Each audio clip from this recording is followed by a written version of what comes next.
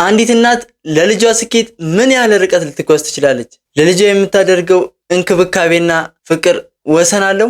አብዛኞቻችን የለውም እንል ይሆናል። ነገር ግን ዛሬ የምነግራችሁ ታሪክ ፍቅር ወደ እብደት፣ ቅናት ደግሞ ወደ አስፈሪ ወንጀል ሲቀየር የሚያሳይ ታሪክ ነው። እቺ እናት ለልጇ ስኬት ስትል አርቲፊሻል ኢንተለጀንስ ወይም ኤአይን በመጠቀም ከባድ የሆነ ወንጀል ሰርታለች። በመጨረሻም ግን ውድቀቷ አስከፊ ነበር። እስከ ቪዲዮ መጨረሻ አብራችሁን ቆዩ።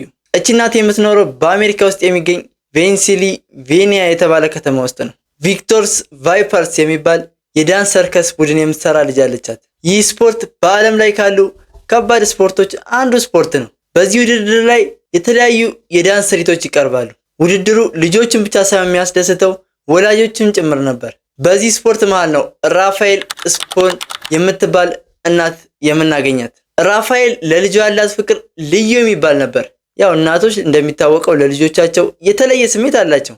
ራፋኤልም ለልጇ በጣም የተለየ ስሜት ነበራት። የራፋኤል ልጅ በዚህ የዳንስ ትርኢት ቡድን ላይ ትሰራለች። ልጇ ጎበዝ ትርኢት ታሳያለች። ነገር ግን በቡድን ውስጥ ከሷ የተሻሉ ጎበዝ ልጆች ነበሩ። በየጊዜው የተለያዩ የሰርከስ መድረኮች ይዘጋጃሉ። የራፋኤል ልጅ ግን መድረክ ላይ አትወጣም ነበር። ልጅቷም በዚህ ምክንያት በጣም ትከፋለች። በቃ ሁሌ ቤቷን እየዘጋች ታለቅስ ነበር። እናትየውም ልጇ ያው ከጓደኞቿ ጋር እኩል ሆና መድረክ ላይ እንድትወጣላት የሁል ጊዜ ምኞቷ ነበር። ነገር ግን እንደነገርኳችሁ በዚህ ቡድን ውስጥ ያሉት ልጆች ከሷ የተሻሉ ችሎታ ያላቸው ልጆች ነበሩ። መድረክ በተዘጋጀ ቁጥር ሁሌ ልጅቷ ታዝናለች። ምክንያቱም እሷ ተጠባባቂ ወንበር ላይ ነበር የምትቀመጠው። ሌሎች ጓደኞቿ ግን ትርኢት ያሳዩ ነበር። እናቷም እሷን ለማየት ሄዳ ግን እሷ መድረክ ላይ ሳትወጣ ስትቀር ታዝን ነበር። ልጅቷን ቤተሰቦቿን ባለማስደሰቷ በጣም ታዝና በሯን ዘግታ ሁሌ ታለቅስ ነበር። ራፋኤል የልጇን ሀዘን ማየት በጣም ከበዳት። ያው እናት ስለሆነች ልጇ ስትከፋ ማየት በጣም ነው የሚከብደው። እናትየው ልጇን ለማስደሰት አንድ መጥፎ ስራ ታስባለች። ራፋኤል ልጇ እዚህ መድረክ ላይ እንድትወጣ ሌሎች ልጆች መውረድ እንዳለባቸው ትወስናለች። ነገር ግን እንዴት ልታደርገው ትችላለች? በአካል ሄዳ ልጆቹን ብትደበድባቸው ወንጀል መሆኑን ታውቃለች። ራፋኤልም የዘመኑን ቴክኖሎጂ በመጠቀም ልጆቹን ለመጉዳት ታስባለች። ለጥሩ ነገር ከተጠቀምንበት የሚጠቅመን ሲሆን ለመጥፎ ነገር ደግሞ ከተጠቀምንበት የሚጎዳን ነው። ትልቁ የጥፋት መሳሪያ የሆነውን ኤአይን መረጠች።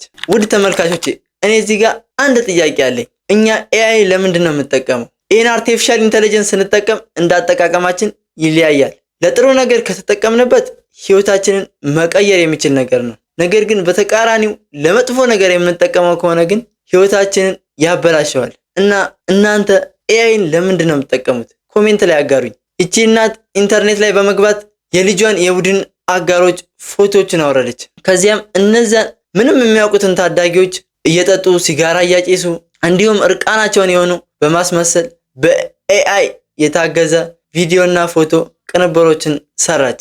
የዚህ ሴትዮ ዓላማዋ ግልጽ ነበር። እነዚህን ቪዲዮዎችና ፎቶዎች ለቡድን አሰልጣኞች በመላክ ልጆቹ ከቡድኑ እንዲባረሩና እነሱ ሲባረሩ እሷ ደግሞ ልጇን ልታስገባ ነበር ያሰበችው። ነገሩ ግን በዚህ ብቻ አላበቃም። ራፋኤል እነዚህን የውሸት ምስሎችና ፎቶዎች ለልጆቹ ቤተሰቦችና ለራሳቸው ለልጆቹም መላክ ጀመረች። ብላ ጭራሽ ለልጇ ጓደኞች እንዲያደረጉ ነው ከነዚህ ልጆች ጋር ላይሽ አልፈልግም ምናምን ብላ ታስፈራራታለች። ለጓደኞቿ ቤተሰቦች ደግሞ እየደወለች ልጅሽ እንዲህ አይነት ባለጌ ናት የሚሉ መልእክቶችን በማይታወቁ ስልክ ቁጥር መላክ ቀጠለች። አስቡት፣ ገና በ15 እና በ16 ዓመት እድሜ ላይ ያሉ ልጆች ያልሰሩትን ስራ ያልዋሉበትን ቪዲዮ ተቀናብሮ ሲያዩ ምን ሊሰማቸው እንደሚችል አስቡት። ቤተሰቦቻቸው መጀመሪያ ላይ ደነገጡ። ልጆቻቸው አለቀሱ፣ የሆነ ተሸማቀቁ። ልጆቹ በቃ እዛ ዳንስ ቦታ መሄዱላ ፈሩ። በቃ በፎቶና በቪዲዮ ምክንያት ማለት ነው። ነገር ግን በዚህ የቴክኖሎጂ ዘመን አሻራን መደበቅ ቀላል አይደለም። እነዛ በሐሰት የተከሰቱት ልጆች ቤተሰቦቻቸው ዝም አላሉ፣ ወደ ፖሊስ ሄዱ። ፖሊሶች የሳይበር ምርመራ ሲጀምሩ አንድ አስገራሚ ነገር አገኙ። እነዚህን ሁላ ምስሎችና መልእክቶችን የሚልከው ስልክ ቁጥር ቴሌግራም ላይ ያልተመዘገበ ቢሆንም የኢንተርኔት አድራሻው ግን ወደ አንዲት ቤት ብቻ ነው የሚያመለክተው። እሱም የት መሰላችሁ? ወደ ራፋኤል ስፖን ቤት ነበር። ፖሊስ ቤቷን ሲፈትሽ ስልኳ ላይ ሁሉንም ማስረጃዎች አገኘ። እቺ እናት በቃ ቤት ውስጥ ቁጭ ብላ ቀንና ሌሊት የልጆችን ፊት ወደ ሌሎች ቪዲዮዎች ስታቀናብር ነበር የከረመችው። ፖሊስም ራፋኤል ስፖንን በቁጥጥር ስር አዋላት። ምርመራም ተደርጎባት ወደ ፍርድ ቤት ቀረበች። ዓለም ሁላ ስለዚህ ሴት ጉድ ማለት ጀመረ። ዳኛውም የፍርዱን ውሳኔ አስተላለፈ። ነገር ግን ትልቁ ጥያቄ እቺ እናት ልጄን እረዳለሁ ብላ የሸረበችው ሴራ በመጨረሻ ያተረፈላት ምንድን ነው? ልጇ ከቡድኑ ተባረረች። እናትየው በወንጀል ተከሰሰች። የታዳጊዎቹ ስነ ልቦና ክፉኛ ተጎዳ። ውድ ተመልካቾቼ የዛሬው ታሪካችን የሚያስተምር አንድ ትልቅ ቁም ነገር አለ። ሌሎችን አጥፍተን የምናመጣው ስኬት መጨረሻው ውድቀት ነው። በተለይ ደግሞ አሁን ባለንበት የቴክኖሎጂ ዘመን የምናየው ነገር ሁሉ እውነት ላይሆን እንደሚችል ልብ ልንል ይገባል። ውድ የቻናላችን ቤተሰቦች እናንተስ ስለዚች እናት ተግባር ምን ትላላችሁ? አስተያየታችሁን ኮሜንት ላይ አስቀምጡልኝ። ቪዲዮውን ከወደዳችሁት ላይክ፣ ሼር በማድረግ ለሌሎች አድርሱልኝ። በሌላ እውነተኛና አስተማሪ ታሪክ እስከምንገናኝ ድረስ ቸር ሰንብቱ።